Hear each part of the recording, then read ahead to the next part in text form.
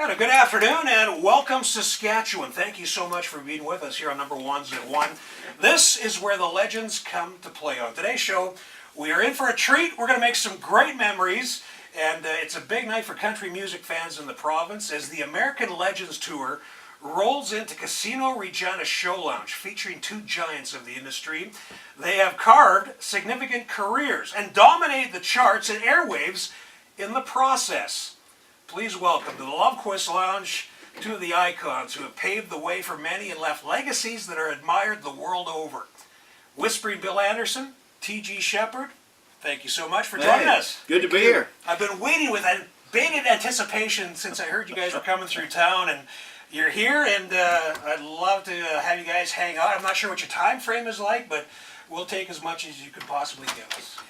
I was interested in who you were going to introduce there when you started saying all of those nice things. I thought, that can't possibly be me and TG. Well, I guess it was. Great to be with you, Colin. Good. I was going through the resumes, and it was just like I could spend 20 minutes just on talking about the accomplishments and endeavors, but we'll touch on them throughout the show. And happy 2019. Any New Year's resolutions broken yet? Really all broken? Really and truly, I don't really have any new ones except to just, I think, just not let stress get to me as much as it has in the past, because it can really get to you. I kind of want to pace myself a little better in life. I still want to go out and tour. And of course, anytime I get a chance to go out with Bill Anderson, I mean, Lord of mercy, I'm living my dream just by being able to do shows with him. That looks pretty good on the resume. Oh, you better believe it does. My New Year's resolution is not to go anywhere where there's cold weather. Well, welcome to I've already broken that one. I think you've been here a few times when it's been blistering cold. And Yes, I am. you don't forget about This those is days. not blistering cold. Yeah, no. Oh, This Oh, is it's actually nice nice. today. This is a nice day. This is a nice day. Considering what we could be going through. First of all, I've got to ask your assessment of 2018. TG, what was your thoughts on the year 2018 as far as your prominence in the industry? well, 2018 was an exciting year to go out, because there, and Bill will attest to this, there's a groundswell going on with classic artists and artists of our era, where we're going out, we're working more, we're seeing larger crowds, we're seeing younger crowds that are sitting there singing along to our music, and this music was recorded before some of them were born. So it's a very exciting time for me in 2018 to kind of see country music evolve back to a lot of the people like Bill Anderson and hopefully myself and the Oak Ridge Boys and the Lee Greenwoods and people like that. Your year, Bill? Personally, for me, it was an incredibly wonderful year. It was almost a fairy tale year. In June of 2018, I was voted membership in the National Songwriters Hall of Fame. Yep. And thank you. That's the one where they have, the writers from all genres. I'm in there, if you can believe this, next to Hoagie Carmichael and Henry Mancini and Bob Dylan and all of these people. So that was a great honor. And then in September, the Nashville Songwriters Association presented me with only the second Living Legend Award that they give out. They gave one to Willie Nelson 5 years ago, and they don't give it out very often. And they gave it to me in 2018. It was just an incredible year. The Nashville Talent Directors honored me this year. And then towards the end of the year, we turned around and had a smash hit video with a Christmas song called Waffle House Christmas. That was very good. With Kid Rock and Jeannie Seeley and Gretchen Wilson and Tanya Tucker and the cast of 1,000 Crazy People. So it was an incredibly good year for me, and I don't know if 2019 can top it.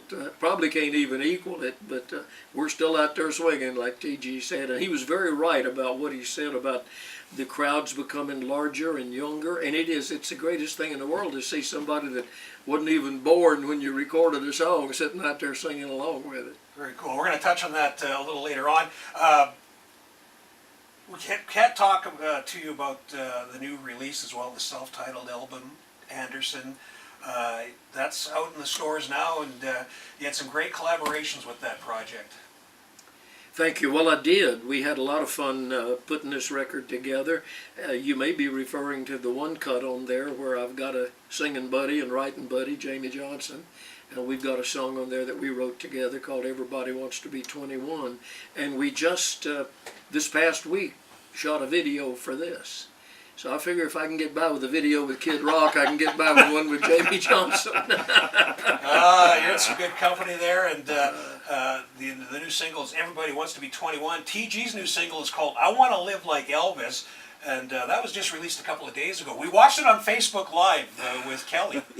We, I haven't done any new country solo music in 23 years. And people say, why wait so long? I don't know. But it was time to record new music. This is my first single in 23 years. And the song just came to me, and it was a fun song, a very comical way of talking about Elvis's life. And of course, my friendship with him was very special for 16 years. So, yeah, I Want to Live Like Elvis we're having a lot of fun with that new record. Did you write that just it? Came out. No, it was written by Chip Davis and Billy Davis. And it's a great, funny, it sounds like something that Brad Paisley would come out with. You know, he has those funny songs, and this song is really kind of honoring my friendship with Elvis all those years. And so we released it on his birthday on the 8th, and it's doing very well. So we're And I understand that Priscilla gave her stamp of approval. Yeah, that was very nerve-wracking. I sat down with Priscilla in Memphis. We were doing a concert at Graceland last year. And I said, Priscilla, I don't really know how to go about this, but do you have a second to hear a song about Elvis? And she said, well, sure. And she heard it, and she said, TG, I love this song. It is really, really good. So after getting her stamp of approval and embracing it, I knew that I hopefully would be okay to release it. But it's a very complimentary song about Elvis's life. Yeah. Hot and happening right now. I love the pajama line, the silk pajama Well, line. that was the line that Priscilla liked so much when she heard it. She said, I love that line about I want to love my mama and lay around with Scylla in silk pajamas. So, yeah, that was the line that kind of jumped out at her. I think it kind of made her embrace the song a little bit more. I'm going to write a new song called I Want to Be Like T.G. Sheppard. That's good, buddy. I like Burger that. King or somewhere. I mean, it'll be somewhere. Now, I know you had a Thank you, Bill. you had a close bond with Elvis. I read somewhere that you got your first touring bus because of Elvis or through Elvis. Well, he gave me my first tour bus, yeah, and that kind of gave me the confidence and to really kind of go on and push for my career, because up until then I didn't know. I was green in the business, and I said to myself, well, if he thinks enough of me to give me a tour bus, I can't let him down. I need to go ahead and see if I can cut some hit records, and I did, and I haven't looked back. It's been an incredibly blessed career for me. Very cool. And you said you got the bus. Do you still have that bus, or is No, it's that out bus, there someplace? That bus is out there probably on cinder blocks with the grass growing up around it somewhere, because it was an older bus when I got it. It was a 4104, Bill, old bus, GMC. But after I had the bus, believe it or not, Sawyer Brown had that bus for a few years. They sure did. So it's seen some history. You're going to have to get Frank and Mike from the American Pickers to get on that and try it out. Oh, Hey. I should. Good idea. Hey. Congratulations on the single. We're going to talk about availability here in just a moment. Bill, the last time you were through town, you were broken down on the bus around Yorkton trying to make it through, and you're underneath that transmission trying to get it running again. And how's the response to the American Legend Tour been to this point? It's been really good. Bobby Bear and I were working a lot of dates together, and Bobby was originally scheduled to be here, and he's had some health issues, and he's kind of backing away for the first couple of months of the year. And TG, bless his heart, was willing to come up here in the cold weather. And you tell somebody in Nashville we're going to go to Saskatchewan in January, and they look at you kind of funny, But he was willing to get on his long johns and his top coat and come up here, and it's great. We've worked a lot together over the years, and sure looking forward to this tonight. And then, of course, we're over in Edmonton tomorrow night. And I got to ask this question because I know you've toured extensively around the world, both of you have. Was there a point in your career when you first started out, either one of you, that they would send you to Canada to cut your teeth before you did the American tour? Like, was Canada a place to go first to work out the kinks and to get the stage presence? Did that ever happen to you? No, it never happened to me. One of the first tours I was ever on was in Canada, and our opening day was in Regina, and I remember it very well. It was in 1959. Wow. I was 4 years old. Same year you went to the Opry as a guest, and then joined us in '61. That's right. I came here with George. Listen to who was on this show, TG. George Morgan was the headliner, and there were three young new artists that had one 45 RPM record out apiece. One was named Bill Anderson, one was named Roger Miller, the other one was named Donnie Young, who became Johnny Paycheck. Wow. Nobody had any idea who we didn't even know who we were. A bunch of kids But, making no, their as way far up as north. You know, I got my start in Canada basically through television. I learned a lot about TV because the first TV shows that I did as an artist in the 70s was when I would come up and do the old Tommy Hunter show, and I would do Ronnie Prophet's show that was big in Canada. So I kind of really cut my teeth or learned a lot about how and what to do on TV in Canada. But a little bit later after that, I was able to come to Canada and tour with the Kenny Rogers, and that was just an incredible time in his really hot days of all those big records. I toured a lot up here with Kitty Wells, and there was nobody any more popular in Canada than Kitty Wells was as a country artist over the years. While you were with Kenny Rogers, I was with Kitty Wells and Gene Sheppard and some of the really traditional country people, and they never sent me to Canada to try anything out. No, it was always a high spot on my schedule when they said you're going to get to go to Canada for a while, and we'd start sometimes go out to Halifax or Glace Bay, Sydney, out in the tip of Nova Scotia, and end up in Vancouver and see the whole country. I asked that because I've actually talked with other artists that they said this was their testing grounds, and then they'd get back down and do the full-blown shows. When I'm they got still back. testing.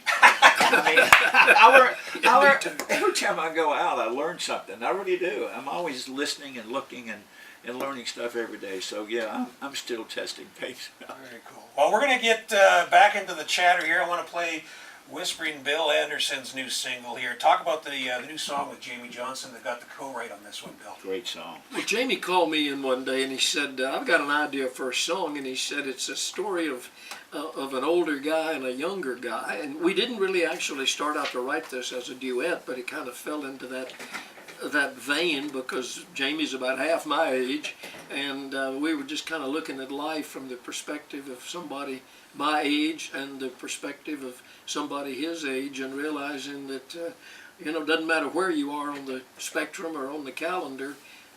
21 seems to be kind of that magical age, that magical jumping off point. I have a hard time remembering when I was 21.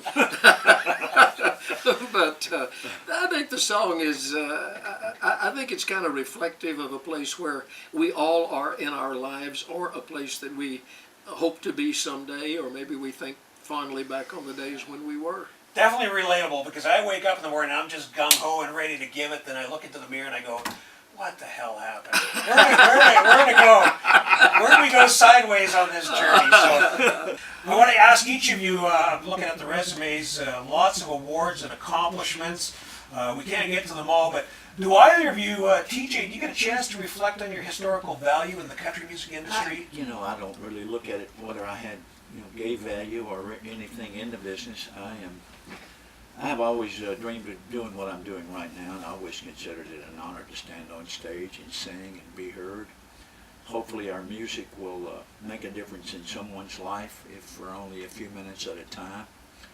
But country music has been very, very good to me, and in return it's helped me fulfill every dream I ever had. Yeah. Bill, same question. I don't know that I could answer it any better. That was a great answer. I feel the same way. I feel very blessed to have been able to make a living throughout my life doing something that I love so much I'd do it for free if I could afford to. It's just been a dream my whole life. I just wake up in the mornings and say, Lord, you've blessed me again, and I thank you. And I really mean that. There's a song on my new record called Thankful.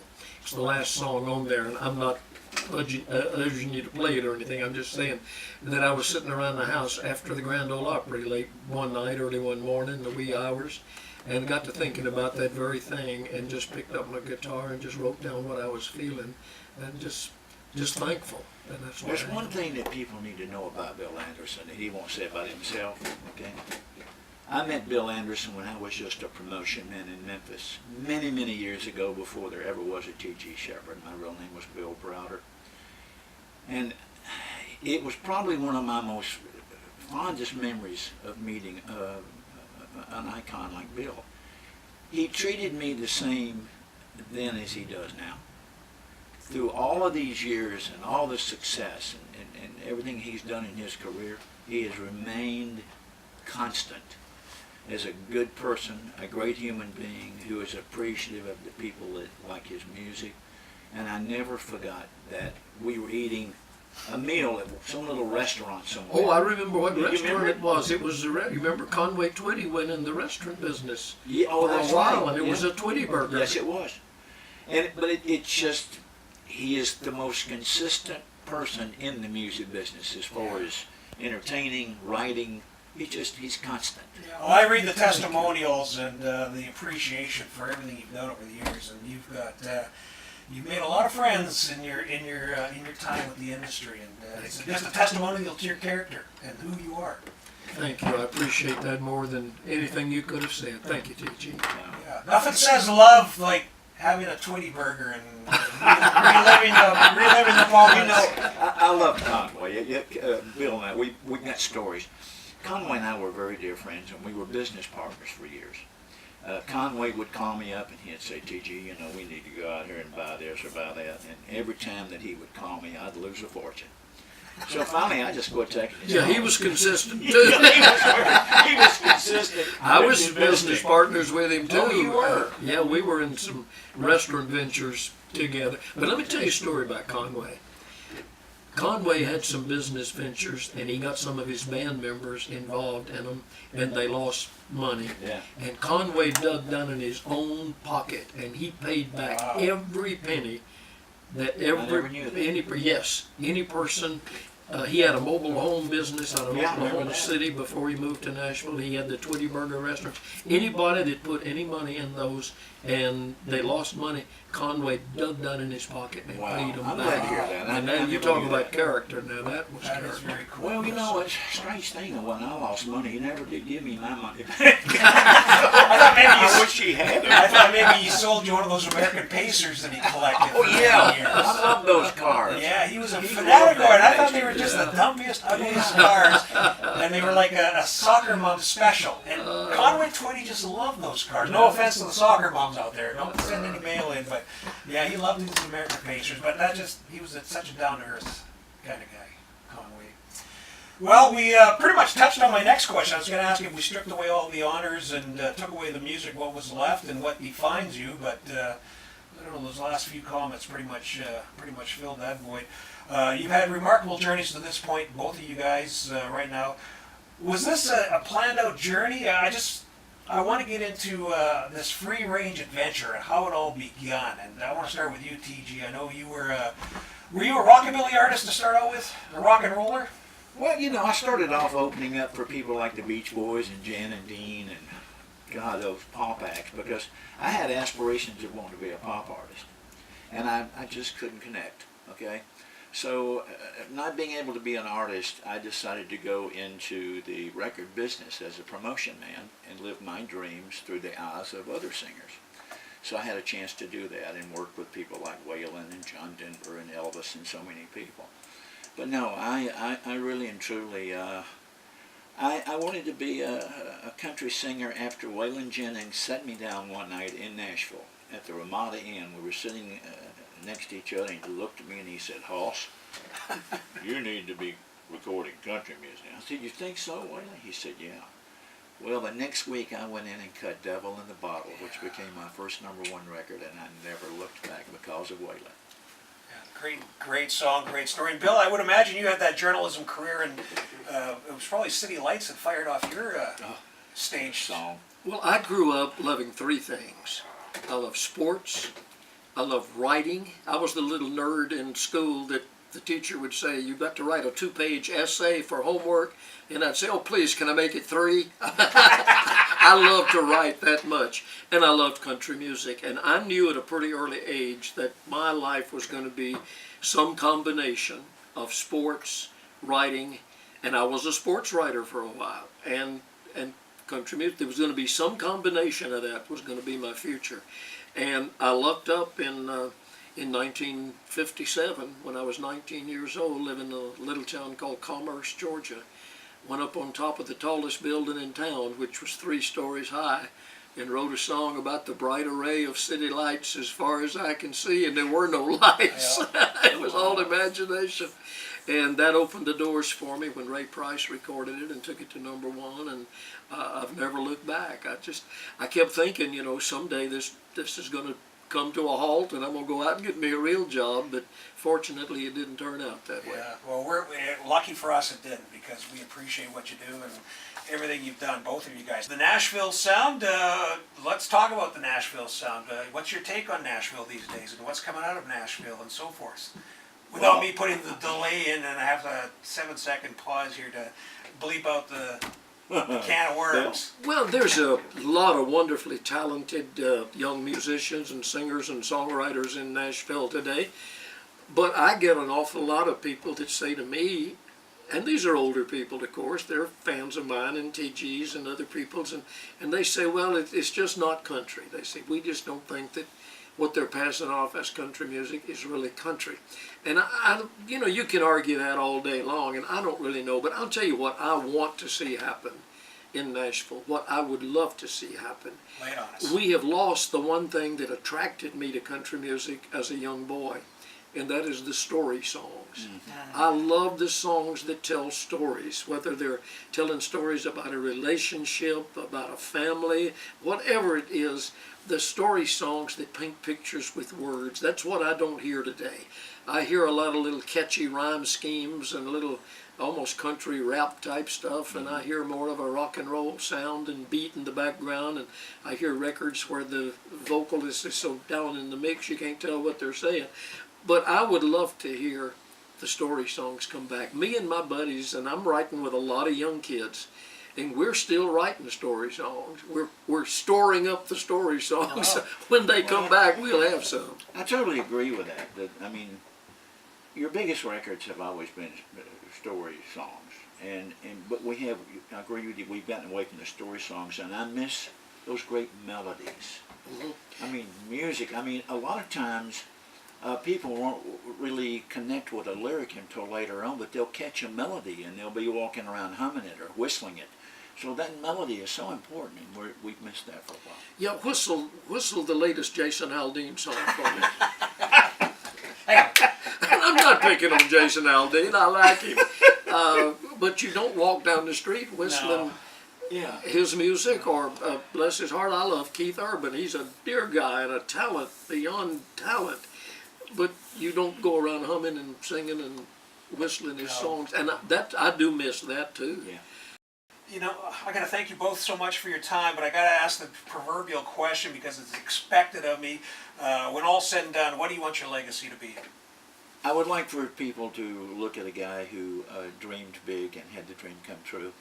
I've always wanted to be a door for anybody who aspires to do anything in your life, no matter what that may be.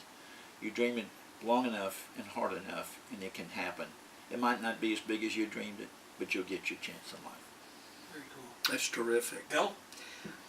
Well, I think if anybody remembers Bill Anderson after he's gone, it'll be for the songs, but I think what I would really like to be remembered for is I would like for somebody to say, you know, he was a pretty good guy. You know, he was fair. He treated his brothers and sisters fair. There you go. Amen. That Amen. That's it. And you always have, Bill. You have. Yes, you have. You've been there, you've done that, you wrote the book, you bought the t-shirts, you got the movie rights. Again, thank you, And we'll Bill. do the live show at Casino Regina tonight. Yeah, TG. thank you, Colin. Pleasure, Appreciate pleasure. And thank you. I had like another 50 questions here, but we'll have to do that. Save that for another time you're through. Bill Anderson, T.G. Sheppard, one show only, Casino Regina Show Lounge. It's the American Legends Tour, proudly presented by your country concert station, The Source, 620 CKRM. You guys keep doing what you do because we love it. Thank you. You keep doing what you do. We love what you do too. We're clear. Pretty glib, boy. Oh, You guys have done I don't this. have the years in radio like you got. Yeah, but no. Hey,